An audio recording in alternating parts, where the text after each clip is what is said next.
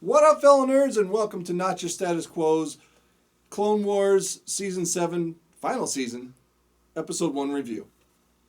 Hey, you know what? If you like what we do here, I want you to make sure you hit that like button, ring the bell, share it with your friends, do all the YouTube stuff. Right, subscribe if you didn't say it, share this with all your friends, and just so you know, we are going to talk spoilers for Episode 1, so if you haven't seen it yet, go watch it, come back to us when you're done. We're totally sponsored by Disney. Sign up for Disney. Disney Plus. Disney X. Disney. Disney everything. Sign up for all the Disneys. Go to the parks, get their streaming services, watch their television channels.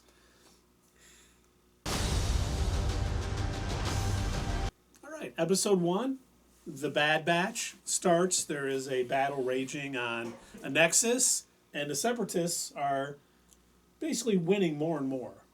Keith, are you telling me that in a series about a war in space with clones that a battle is raging on?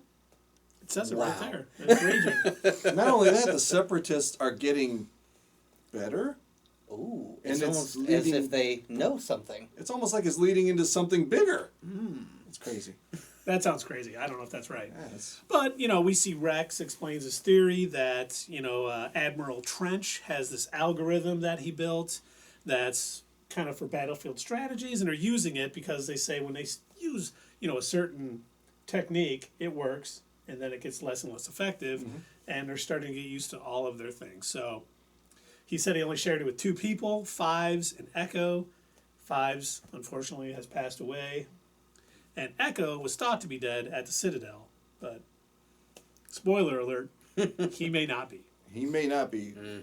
Yeah. So they decide their mission. They decide to go to this cyber station to find out what's going on, to see if they can get this algorithm and find out, how to take advantage of it.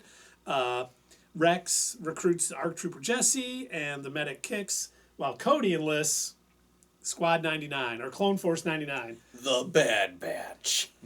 Which, they're an experimental clone commando unit. You get Hunter, who is Space Rambo. I love that. You get Crosshair, who's like a Sharp Silent shooter, yeah. yeah. You get Tech, who is their Obviously. smart guy, Tech guy. Yeah. and then you get Wrecker, who is the big strong guy. So are you saying it's a crew? Did they get a crew together? They got a crew together. Son of a bitch, I'm in. I'm in. So they decide to go, and some of this episode really has a lot of the sort of tropes of, they're like, oh, they don't get along with anybody, they're brash, and, their ship lands, and people are scurrying because they don't care where they land, and, we find, as they're traveling to this cyber station, they get shot down, and they're like, well, this happens every time for us, we're used to it, and, they're like, hey, the droids are coming, let's take cover. That's not how we handle wait for them things. to come back. And, they charge them, and of course it works out perfectly. Right, oh yeah. They do things their own way. I mean, and that's what they were created for. Yeah. And then they kind of make their way. They find a smaller station, like on the way to the cyber station. They decide to take it over. It's all about, well, this isn't how they normally do it, so it's throwing the algorithm off, and they're not ready for what they're doing, and it's proving to be very effective for Rex and Clone Force 99. Then they finally get to the cyber station. They kind of do this come in the back way, people in the front. They succeed, and Tech is downloading the algorithm, and as they're downloading the algorithm, it's saying Echo's call number, and he asks, what is that? And Rex says that's Echo's call number. CT-1409. Yeah, See, CT-1409. Yeah, very nice. I feel like Tech could have used like a couple more keyboards and typed faster. That way he could really have hacked. So it looks like he's actually So hacking. you could have been professional. Then he has to look up. Hey, come on. This was a long time ago in a galaxy far, far away. Oh, okay. They did things All right. different. We find out that, that's Echo's call number, so we're starting to think that Echo is alive, and they have to go to Shadow Minor. Rex kind of alludes to it in the very beginning of the episode. He kind of thinks to himself, or I think he even says it out loud. He's like, he might actually. Yeah, I think he was talking to Cody. Yeah. He goes, the only two people who know this, he goes, I think Echo's still alive. Mm-hmm. Which makes me think they've sort of, he talked about it early in the episode, and then later in the episode we get his call sign. I don't think it's going to play out exactly how him being alive. Maybe it's his mind, that they got his brainwave patterns into a computer. I don't think it's going to play out as straightforward as it sounds like it's going to now. I think they're getting ready. Turned him into like a half droid or something. Yeah. You know, like they did with Grievous. Yeah. Yeah. Mm-hmm. So I think there's a lot going on. I mean, overall, this episode, some of the positives, I thought the animation was tremendous, as it's been for this whole series. Bravo. Well, when you got that Disney money. That's true. And it felt like a Clone Wars episode. I mean, it's been off the air for 8 years, something like that. And it just picked right up. Now, some of the downsides, I mean, it was a very predictable plot. It had a lot of those, cliches with, well, they do their own way and it's just working out and falling into place. To me, it didn't seem like a first episode of a new season. Exactly. It didn't feel like that. I felt like it was a mid-season episode where they were working on a certain plot point that you already knew about.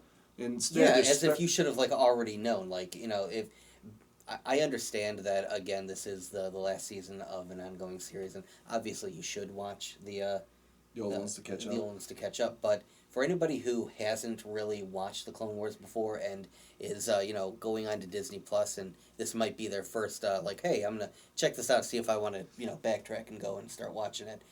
This would not be a good way to suck somebody in.